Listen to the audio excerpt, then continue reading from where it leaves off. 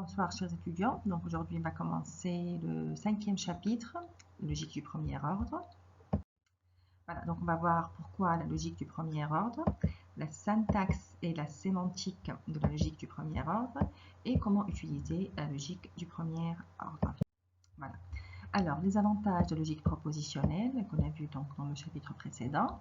La logique propositionnelle, elle est déclarative, les connaissances et les inférences sont séparées. La logique propositionnelle permet de prendre en compte des informations partielles, donc toutes les informations, y compris les informations partielles, avec les disjonctions et les négations, etc. La signification en logique propositionnelle ne dépend pas du contexte, contrairement au langage naturel. Voilà. Et les inconvénients de la logique propositionnelle, on a déjà évoqué un inconvénient donc, dans la conclusion du chapitre précédent. Nous avons dit que la logique propositionnelle a un pouvoir expressif très limité. Comment ça? Par exemple, si on veut exprimer cette phrase, les puits entraînent une brise dans les cases adjacentes, il faut énumérer tous les puits, toutes les cases adjacentes, ce qui n'est pas le cas avec la logique du premier ordre. Voilà. Alors, la logique propositionnelle donc, suppose que le monde est constitué de faits, tandis que la logique du premier ordre suppose que le monde est constitué, comme le langage naturel, de objets, relations, fonctions, etc. Alors, les objets, exemple, personne, maison, nombre, etc. Les relations donc, peuvent être des relations unaires, qu'on appelle des propriétés, par exemple rouge, arrondi, faux, premier, etc. Ou des relations NR, qui relient plusieurs termes, par exemple frère de, plus grand que, et de couleur, etc. Les fonctions, une fonction c'est une seule valeur pour une seule entrée, exemple père de, meilleur ami, un de plus que, etc. Alors, la logique propositionnelle, donc, elle est basée sur des faits. La logique du premier ordre, elle est basée sur des faits, objets et relations. La logique temporelle, par exemple, elle est basée sur des faits, objets, relations et temps. La théorie des probabilités est basée sur des faits. La logique floue est basée sur des faits et des degrés de vérité. Donc, nous allons nous intéresser à la logique du premier ordre. Voilà.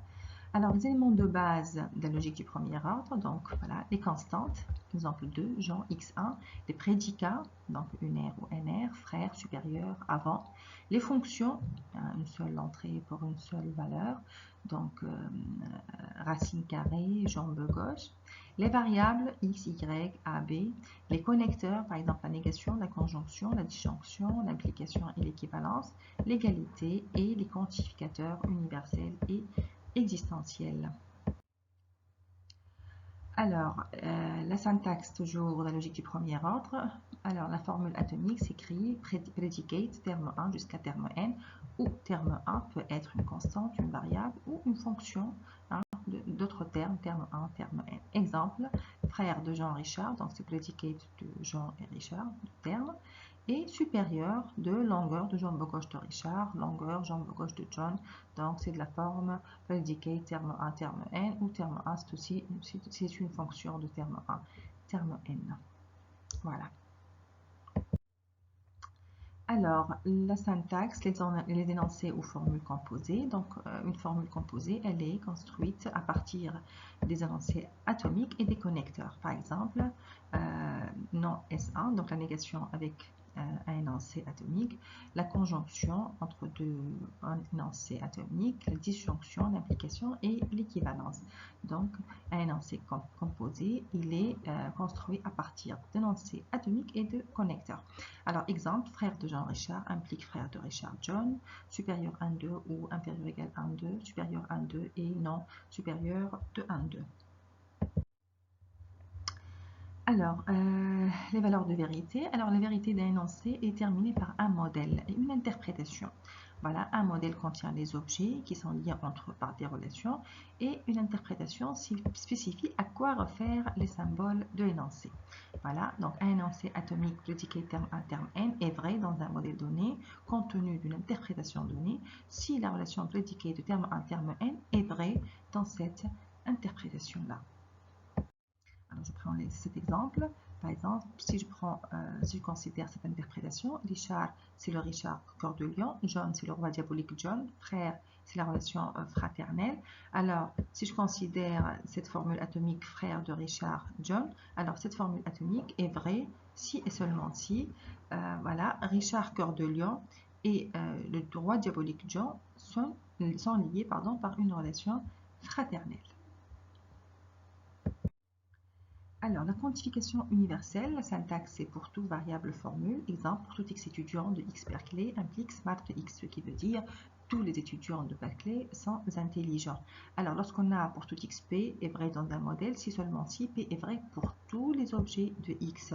Donc, autrement dit, pour tout x p est équivalent à la conjonction de toutes les instantiations de p. C'est-à-dire quoi? C'est-à-dire on doit énumérer toutes les instantiations de P et les relier par la relation de conjonction. Étudiant Paul Berkeley implique intelligent de Paul et étudiant Pierre Berkeley implique intelligent de Pierre et étudiant de Sophie Berkeley implique intelligent de Sophie et ainsi de suite. La quantification universelle, erreur fréquente à éviter. Alors, le principal connecteur utilisé avec le quantificateur universel, c'est l'implication. Erreur fréquente, c'est utiliser la conjonction. Alors, regardez, si on utilise la conjonction dans cet exemple, pour tout x étudiant X Berkeley est intelligent de X, cela signifie que tout le monde est étudiant à Berkeley et tout le monde est intelligent, ce qui n'est pas vrai. Voilà, donc il faut absolument éviter d'utiliser la conjonction avec le pour tout. Le quantificateur principal, le quantifieur principal à utiliser avec le pour tout, c'est l'implication. Alors, la quantification existentielle, c'est de la forme il existe variable formule. Par exemple, il existe x étudiant à x Stanford et smart de x. Il existe xp est vrai dans un modèle si seulement si p est vrai pour un objet, pour un seul objet x. Autrement dit, il existe p équivalent à la disjonction de toutes les instantiations de p. C'est-à-dire, on doit énumérer toutes les instantiations de p et les relier par une relation de disjonction. Étudiant Paul Berkeley intelligent de Paul ou étudiant Pierre Berkeley et intelligent de Pierre ou étudiant de Sophie Berkeley et intelligent de Sophie, ainsi de suite. Il faut un seul étudiant. Donc, c'est la relation de disjonction entre les instantiations de P. Voilà. Le principal connecteur utilisé avec le quantifieur existentiel, c'est la conjonction. D'accord? Erreur fréquente, c'est utiliser l'implication comme connecteur principal avec le quantifieur existentiel. Voilà, donc on va s'arrêter là pour le moment, voilà, en attendant que je vous prépare la deuxième partie de ce chapitre. Si vous avez des questions, n'hésitez pas à les poser. Au revoir.